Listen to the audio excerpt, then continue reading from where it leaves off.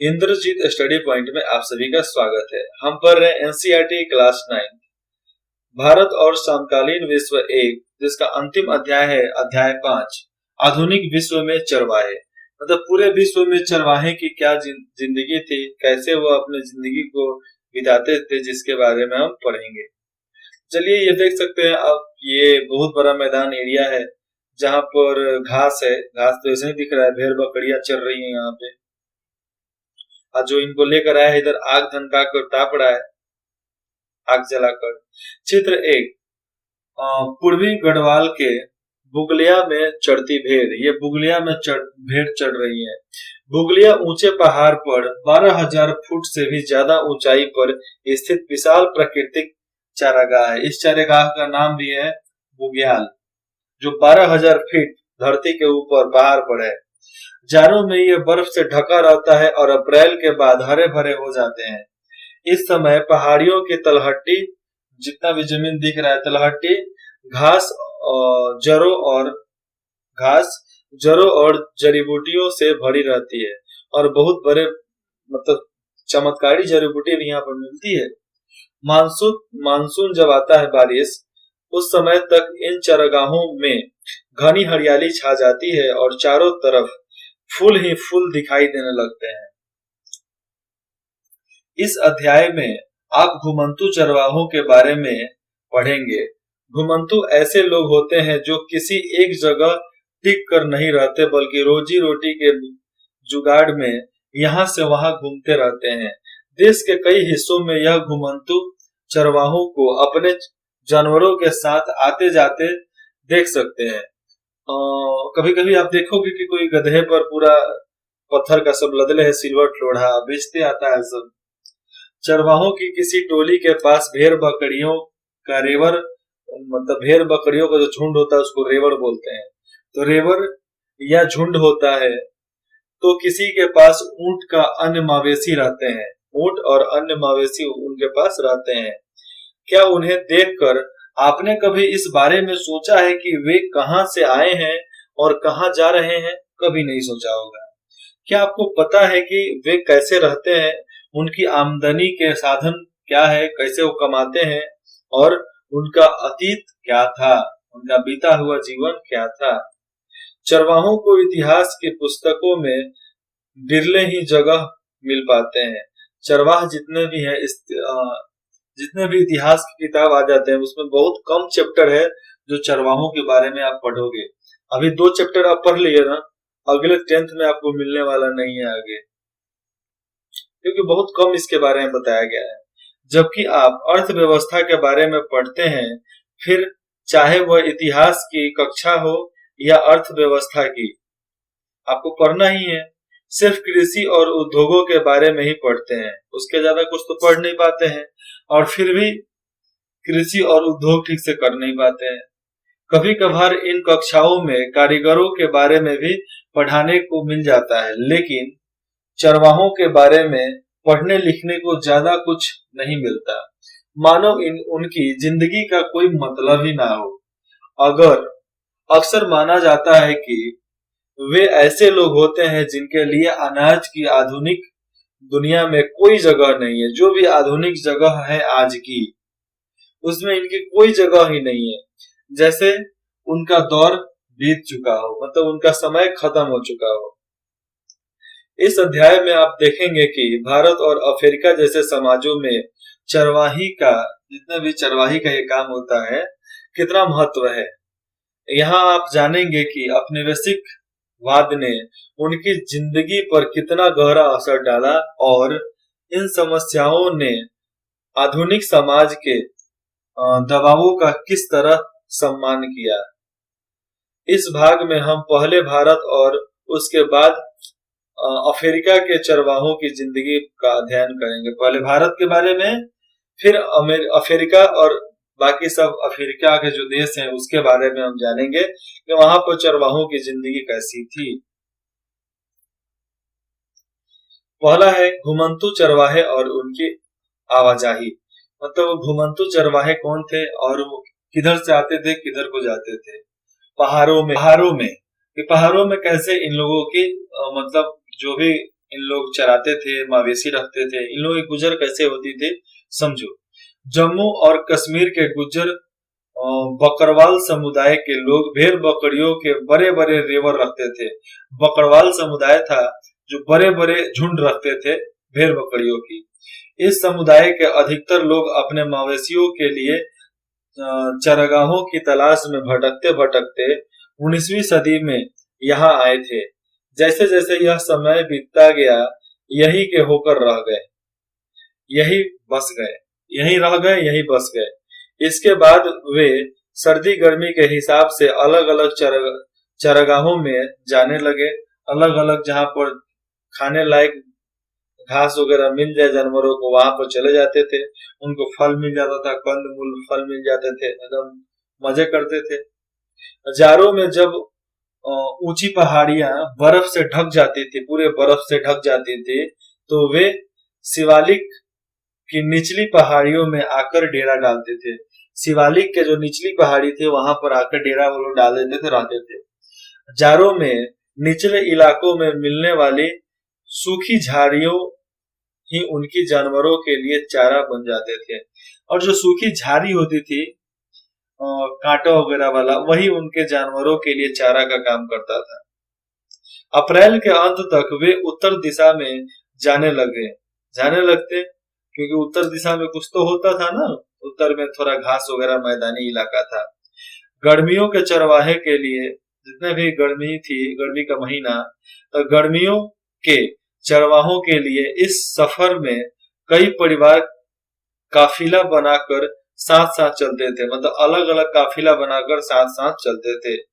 वे पीर जंगल के दर्रों को पार करते हुए, पीर जंगल का जो दरार था उसको पार करते हुए, जो घाटी था उसको पार करते हुए कश्मीर की घाटी में पहुंच जाते थे। क्योंकि उन जंगलों के बीच से पहाड़ी का दर्रा होता था, नदी वगैरह भी मिल जाएंगे, तो उसको पार करके वो कश्मीर के घाटी में पहुंचते थे।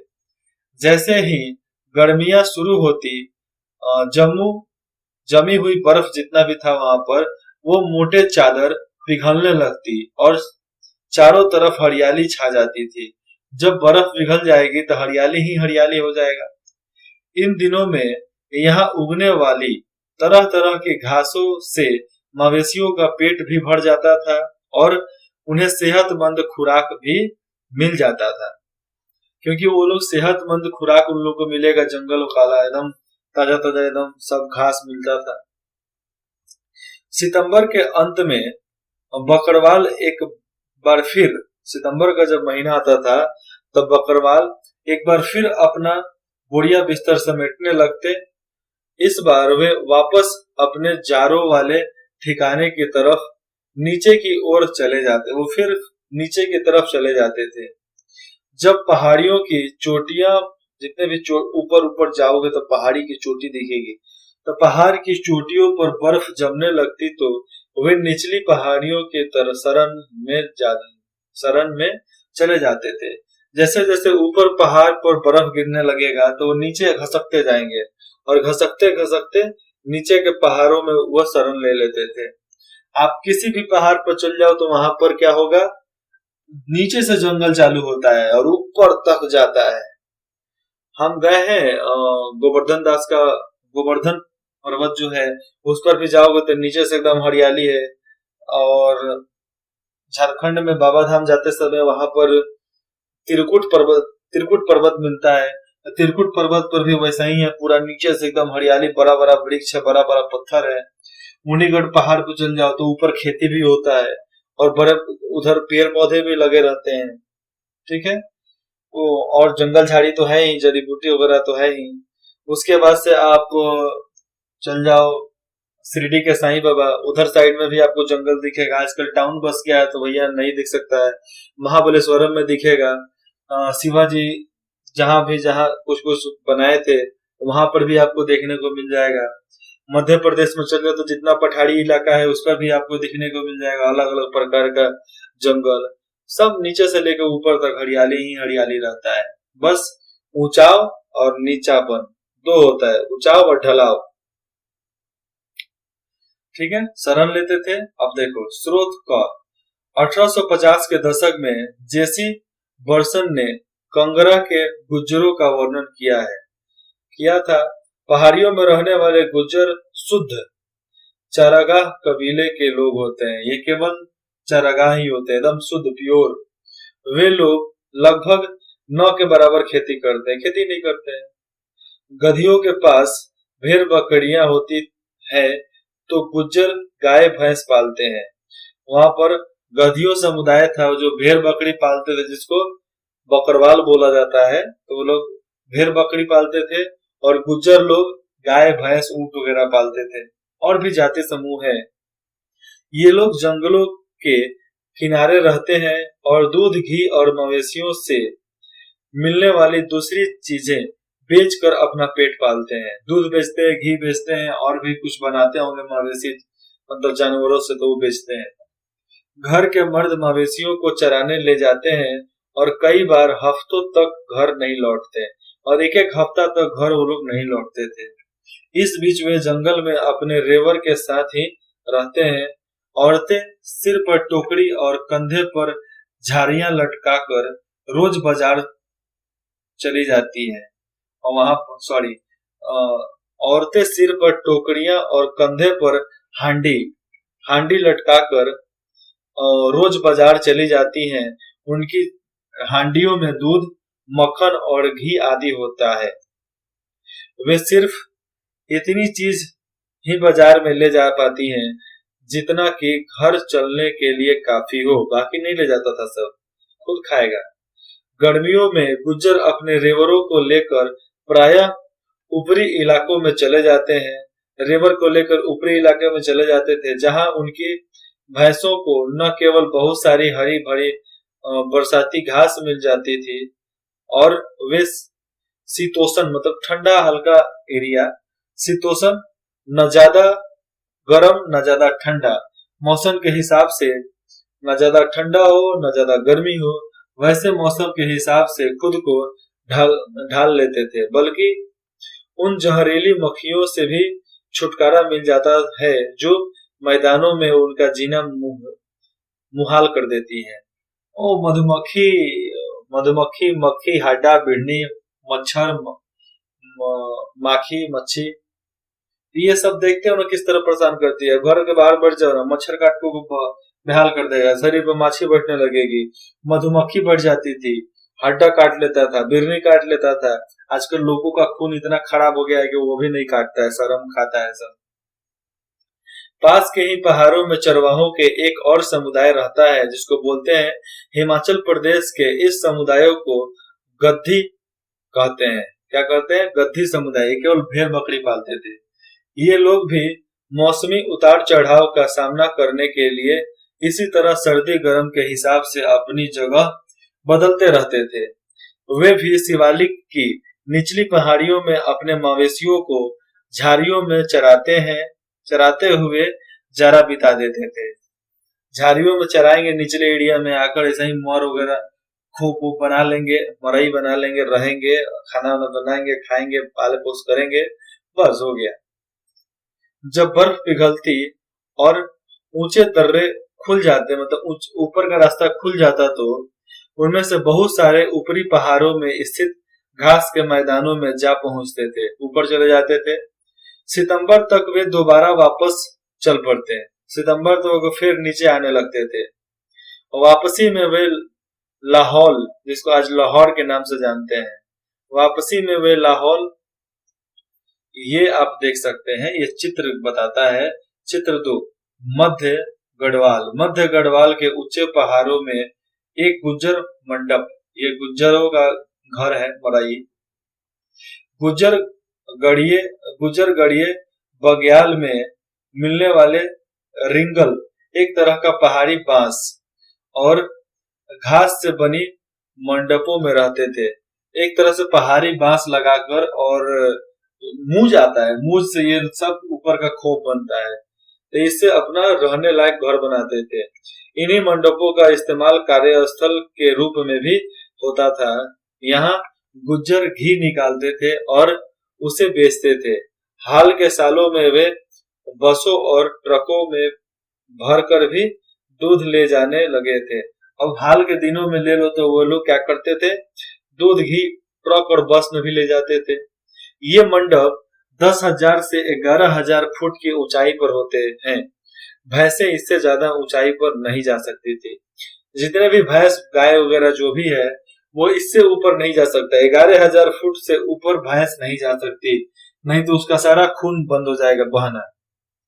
ऊपर इसलिए नहीं ले जाते हैं क्योंकि ग्रेविटी, गुरुत्वाकर्षण बल हमें खींचता है ना नीचे, इसलिए शरीर का ब्लड भी नीचे आ जाता है, जिसके वजह से पशुओं और गायों को दिक्कत होती है।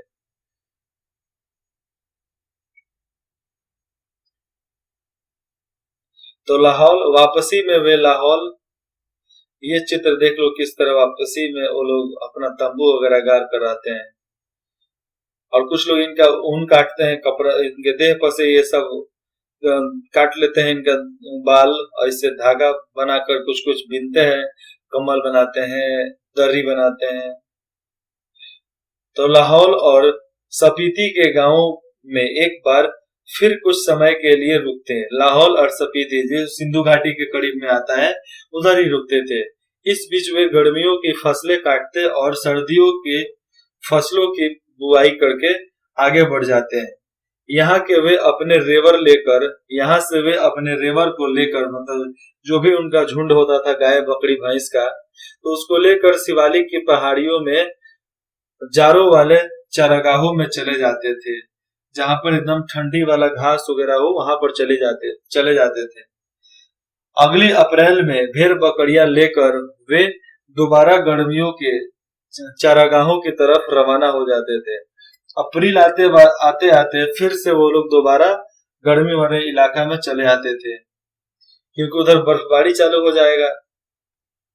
आइए अब जरा आइए अब जरा और पूरब की तरफ चले। अब पूरब की तरफ चलते हैं। गढ़वाल और कुमाऊं के गुज्जर चरवाहे सर्दियों में भावर भाबर के सूखे जंगलों की तरफ और गर्मियों में ऊपरी घास के मैदानों बग्याल की तरफ चले जाते थे। इनमें से बहुत सारे हरे भरे चारागाहों की तलाश में 19वीं सदी में जम्मू से उत्तर प्रदेश की पहाड़ियों में आए थे और बाद में यहीं बस गए, और उत्तर प्रदेश में ही ये लोग बस कर आ गए। भाबर भाबर का मतलब होता है गढ़वाल और कुमाऊं के इलाके में पहाड़ियों के निचले हिस्से में आसपास पाए जाने वाला शुष्क और सूखे जंगलों का इलाका, जिसको भावर बोलते हैं। और बुग्याल सॉरी बुग्याल ऊंचे पहाड़ों में स्थित घास के मैदान। तो बुग्याल का मतलब जानते हैं, ऊपर भी बुग्याल का मतलब हम लोग पढ़े हैं। ये जो ऊपर चित्र देखे थे, ऊन उतारने का इंतजार कि कब उनसे उनके शरीर से बाल को काट लिया जाएगा। हिमाचल प्रदेश स्थित पालमपुर के पास उहल घाटी, ये उहल घाटी में वहां पर रुके हुए हैं। उहल घाटी भी एक पहाड़ी इलाका होता है जहां पर बर्फबारी तो नहीं होता है, लेकिन बहुत अलग अलग प्रकार के घास वहां पर मिल जाते हैं। तो इन लोगों के बारे में हम पढ़ लिए कि कुछ और भी जातियां होती है जो हरे भरे घास के वजह से एक तरफ से दूसरी तरफ जाते हैं। तो ये लोग बाद में आकर उत्तर प्रदेश में बस गए, जम्मू कश्मीर से आकर, और अभी भी यहीं पर हैं। सर्दी गर्मी के हिसाब से हर साल चारागाह बदलते रहने का यह चलन हिमाचल हिमालय के पर्वतों में रहने वाले बहुत सारे चारागाह समुदायों में दिखाई देता है। ये जो गर्मी और सर्दी में इधर से उधर जाने का जो बदलाव है, ये हिमाचल में रहने वाले जो पहाड़ी लोग होते हैं, जिनको बोलते थे चरवाह, आदिवासी भी बोलते थे, और गुज्जर हो गया, बुग्याल समुदाय हो गया, और गद्दी समुदाय हो गया। ये लोग, उन लोगों में आज भी दिखता है एक जगह से दूसरे जगह जाते रहते हैं। आज भी आपको बंजारा दिख जाएगा कहीं ना कहीं। छपरा में भी बंजारे आते हैं हमारे इलाके में। कभी कभी एक बच्चा आता है, वो बोलता है कुछ खाने को दे दो भैया, हम दे देते हैं आराम से। एक औरत आई थी हमारे पास, उनका गेट पर, वो एक तरह से बंजारे ही थे, और उनका आंख एकदम उजला उजला था। हम तो ऑफिस में थे अपने। उसके बाद से जब वो गेट को मेरे बेल बजाई ना, जब हमने गेट को देखा, वो तेरी इतना भयानक आंख, हमने डर के मारे गेट ही नहीं खोला। और हमारे पास 2-3 रोटी था, तो हमने गेट के छेद की तरफ से पकड़ा दिया। भाई डर डर होता है यार, बच्चे थे उस समय, करीबन 2-3 साल पहले की बात बता रहा हूँ। यहाँ के भोटिया शेरपा यहाँ के भोटिया शेरपा किन्नौरी समुदाय के लोग भी इसी तरह के चरवाहे थे। नाम याद रखो, भोटिया शेरपा और किन्नौरी समुदाय के लोग भी इसी तरह के चरवाहे थे जो एक जगह से दूसरी जगह जाते आते रहते थे।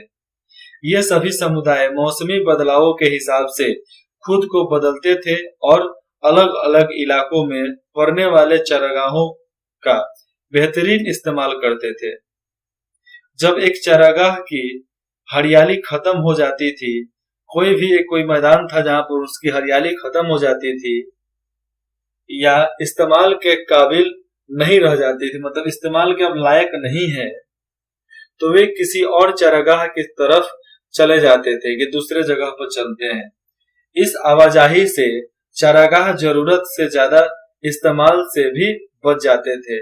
ऐसे चारागाह भी बच जाते थे कि उनका जरूरत से ज्यादा इस्तेमाल ना हो और उनमें दोबारा हरियाली व जिंदगी भी लौट आती थी। और जैसे वो लोग जाते थे एक जगह से दूसरे जगह, तो हरियाली फिर से वापस आ जाती थी। चित्र 4, क्योंकि उनके पास जानवरों का बहुत बड़ा झुंड था। चित्र 4, गधे भेड़ों की ऊन उतार रहे हैं। देखो, भेड़ की ऊन उतार रहे हैं। उस समय काटा जाता था एकदम चाकू से और काट काट के निकाल दिया जाएगा। सितंबर तक गधी ऊंचे मैदानों, मतलब उसको बोलते हैं धार, ऊंचे मैदानों को धार बोलते हैं, धार से नीचे आने लगते हैं।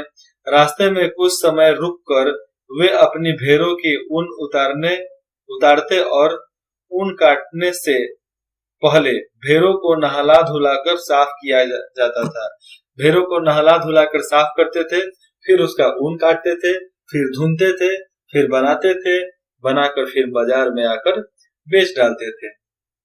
अगले भाग में हम पढ़ेंगे पठारों और मैदानों और रेगिस्तानों में कैसे क्या क्या होता था। पठार कहाँ कहाँ है, मैदानी इलाका कहाँ कहाँ है, रेगिस्तानी इलाका कहाँ कहाँ है अपने भारत में और विश्व में, सब मैं आपको अगले भाग में बताऊंगा।